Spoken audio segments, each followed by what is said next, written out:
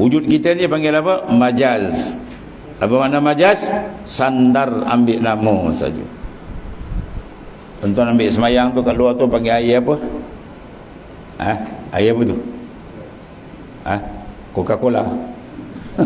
Air apa? Air paip.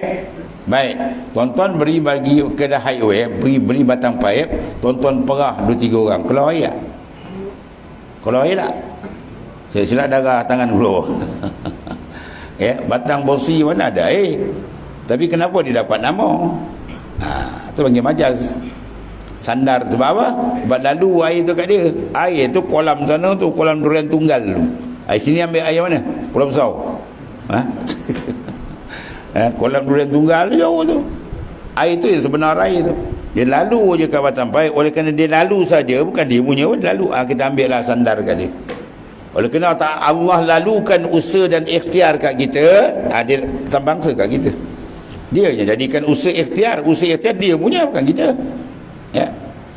Kita rezeki Allah Ta'ala bagi, tapi kita kenalah usaha ikhtiar. Kalau tak usaha ikhtiar, mana dapat? Syirik, orang cakap macam tu. Kafir orang jangan. Ar-rizqu minallah. Rezeki dari Allah, bukan berkongsi. Banyak orang Melayu kita, betul, kita yakinlah rezeki dari Tuhan, tapi kalau tak usaha mana dapat? Jadi usaha kau dengan Tuhan sama taraf lah. Sama bagi dua, kongsi. Kongsi tu apa panggil? Tasyrik. Syirik. Jaga-jaga kan, banyak lebay kat ni. Memang semua hakikat dari Tuhan, tapi kalau kita tak usaha mana dapat? Dapat dengan usaha kau. Dapat taksis iradat dah siap.